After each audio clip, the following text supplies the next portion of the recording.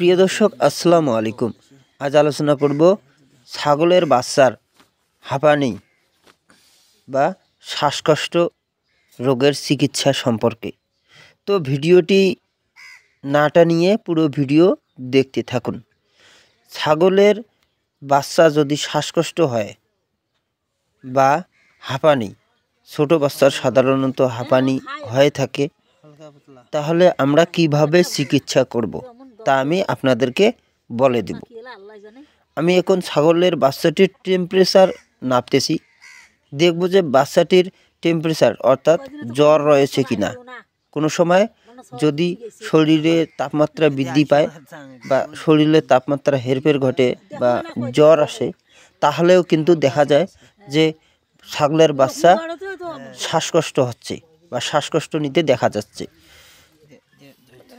এই ছাগলের বাচ্চার মালিক আমাকে বলেছে যে বাচ্চাটি ৬-৭ দিন থেকে শ্বাসকষ্ট হচ্ছে বা হাঁপানি।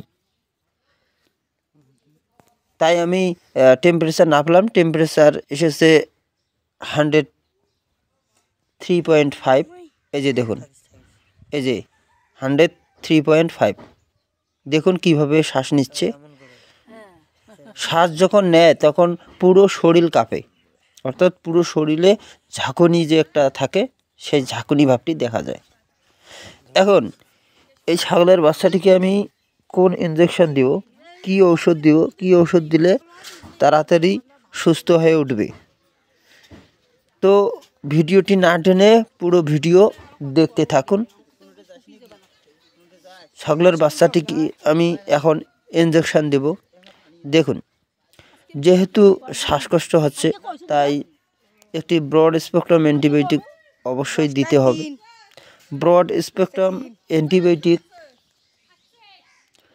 আমি নিয়েছি অক্সিটেট্রাসাইক্লিন অর্থাৎ এট্রাসিন। যেহেতু বাচ্চাটি ছোট তাই আমি 0.5 ml নিয়েছি এবং তার সঙ্গে ক্লোরফিনারমাইন মেলেট, চাইলে ফিনারমাইন মেলেটও দিতে পারেন, এভিল। অর্থাৎ আমি নিয়েছি এনিস্টামিন, ক্লোরিলও রয়েছে।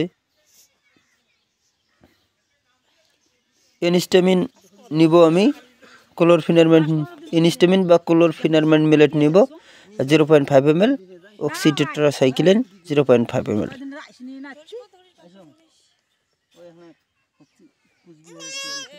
তো এখন আমি ইনজেকশন পুশ করে দিলাম। যেহেতু জ্বর রয়েছে, ছাগলের বাচ্চাটির জ্বর ছিল, তাই আমি পুশ করে দিলাম প্যারাসিটামল।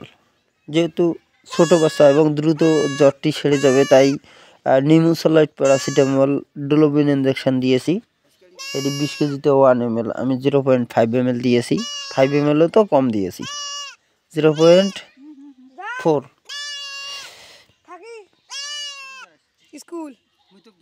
তো এখন আমি অক্সিটেট্রাসাইক্লিন তার সঙ্গে মিশিয়ে নিতেছি এনিস্টামিন। এখন অক্সিটেট্রাসাইক্লিন আর এনিস্টামিন আমি কিন্তু এখানে আইএম করে দেব না, সেখানে আমি সাবকাট করে দেব। সাবকাট দিলে দেখবেন যে এটাতেও দ্রুত রেজাল্ট আসছে। অক্সিটেট্রাসাইক্লিন ও এনিস্টামিন সাবকাট করে দিলাম, বাচ্চাটিকে সাবকাট করে দিলাম। তো আমার ইনজেকশন দেওয়া সম্পূর্ণ হয়ে গেল। এখন আমি ইনজেকশন দেওয়া সম্পূর্ণ করে দিলাম। তো এই একটা জিনিস খেয়াল রাখবেন যে এই ইনজেকশনটি পরপর 3 দিন দিতে হবে, তাহলে যে তার হাঁপানি বা শ্বাসকষ্টটি রয়েছে সেটি আর থাকবে না। পরপর 3 দিন দিতে হবে। তো বন্ধুরা, ভালো থাকবেন, সুস্থ থাকবেন। আর অন্য কোনো ভিডিওটিতে আপনাদের সঙ্গে দেখা হবে, কথা হবে। আপনাদের কোনো যদি জানার থাকে তাহলে আমাকে কমেন্ট করে বলবেন, আমি আপনাদেরকে বলার চেষ্টা করব। তো আজকের মতো এই পর্যন্তই, ধন্যবাদ।